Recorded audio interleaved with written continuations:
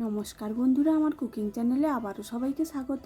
আজ আমি আপনাদের জন্য নিয়ে চলে এসেছি পেঁয়াজ রসুন ছাড়া নারকেল সর্ষে পোস্ত দিয়ে ঢ্যাঁড়স আর চিংড়ি মাছের দারুণ স্বাদের একটি রান্না। যারা ঢ্যাঁড়স পছন্দ করেন তাদের তো খুবই ভালো লাগবে, যারা পছন্দ করেন না তারাও একবার বানিয়ে দেখতে পারেন। এই রান্নাটা খেতে এতটাই ভালো হয়, ছোট বড় সবার পছন্দ হবে। আমি এখানে 250 গ্রামের মতো একদম নরম কচি ঢ্যাঁড়স নিয়ে নিয়েছি। ঢ্যাঁড়সগুলো কাটার আগে খুব ভালো করে ধুয়ে পরিষ্কার করে জল ঝরিয়ে নিয়েছি।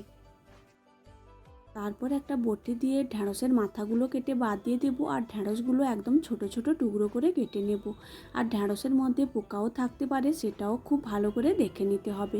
এইভাবে সবগুলো ঢ্যাঁড়স আমি এখানে কেটে নিয়েছি। তারপর আমি এখানে দুটো আলু নিয়ে নিয়েছি। বটি দিয়ে আলুগুলো খুব ভালো করে ছিলে পরিষ্কার করে নেব। তারপর পোস্তের আলু যেভাবে ডুমো ডুমো করে কাটা হয় ওইভাবে কেটে ধুয়ে পরিষ্কার করে নেব। আলু ঢ্যাঁড়স সব কেটে নিয়েছি। তারপর একটা মিক্সিতে মশলার পেস্ট বানিয়ে নেব। একটা মিক্সির বাটি নিয়ে নিয়েছি, ওর মধ্যে নিয়ে নেব 1 চামচের মতো কালো সর্ষে, 1 চামচের মতো পোস্ত, আর কিছুটা নিয়ে নেব নারকেলের কুচি, দুটো কাঁচা লঙ্কা। তারপর মিক্সিতে মিহি পেস্ট বানিয়ে নেব। তারপর গ্যাসের মধ্যে একটা কড়াই বসিয়ে দেব, ওর মধ্যে দিয়ে দেব 1 চামচের মতো সর্ষের তেল। তেলটা খুব ভালোভাবে গরম হয়ে গেলে আগে থেকে কেটে রাখা ঢ্যাঁড়সগুলো দিয়ে অল্প একটু লবণ আর হলুদ দিয়ে ঢ্যাঁড়সগুলো লাল লাল করে ভেজে নামিয়ে নেব। তারপর ওই কড়াইতে আবারও খানিকটা সর্ষের তেল দিয়ে দেব। তেলটা গরম হয়ে গেলে আগে থেকে কিছুটা ছোট চিংড়ি মাছ আমি বেছে ধুয়ে পরিষ্কার করে লবণ হলুদ মাখিয়ে রেখেছিলাম, ওই চিংড়ি মাছগুলো দিয়ে চিংড়ি মাছটাও লাল লাল করে ভেজে নামিয়ে নেব।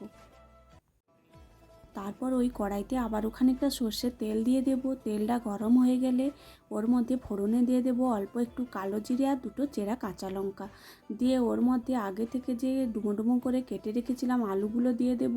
সামান্য লবণ আর হলুদ দিয়ে আলুগুলো লাল লাল করে ভেজে নেব। আলুগুলো লাল লাল করে ভাজা হয়ে গেলে ওর মধ্যে দিয়ে দেব আগে থেকে ভেজে রাখা ঢ্যাঁড়স আর চিংড়ি মাছগুলো। ওগুলো দেওয়া হয়ে গেলে তারপর মিক্সিতে যে মশলার পেস্টটা বানিয়ে রেখেছিলাম ওই মশলার পেস্টটাও এর মধ্যে দিয়ে দেব। দিয়ে সব কিছু 2 থেকে 3 মিনিট খুব ভালো করে কষিয়ে নেব। 2 থেকে 3 মিনিট খুব ভালো করে কষিয়ে নিয়েছি। মশলা এবং সবজিগুলো একদম ভাজা ভাজা হয়ে গেছে। এই সময় মিক্সির বাটি ধোয়া অল্প একটু জল দিয়ে দেব। এই রান্নাতে বেশি জল দেব না, আলুগুলোও প্রায় সেদ্ধ হয়ে গেছে, তাই অল্প একটু জল দিয়ে ঢাকনা দিয়ে লো আঁচে 3 থেকে 4 মিনিট রান্নাটা করে নেব। 3 থেকে 4 মিনিট পর ঢাকনা খুলে অল্প একটু নেড়ে ঝোলটা একদম শুকিয়ে নেব, একদম শুকনো শুকনো করে নেব। এই রান্নাটা শুকনো শুকনো খেতেই খুব ভালো লাগে। আপনারা যদি ঝোল ঝোল খেতে পছন্দ করেন তাহলে এই সময় নামিয়ে নিতে হবে। নামিয়ে গরম গরম ভাতের সঙ্গে পরিবেশন করুন ঢ্যাঁড়স আর চিংড়ি মাছের এই দুর্দান্ত স্বাদের রান্নাটা। আপনারাও বাড়িতে এইভাবে একবার বানিয়ে দেখতে পারেন, খেতে কিন্তু খুবই ভালো হয়। ভিডিওটি ভালো লাগলে লাইক কমেন্ট শেয়ার ও আমার চ্যানেলটা সাবস্ক্রাইব করে দেবেন।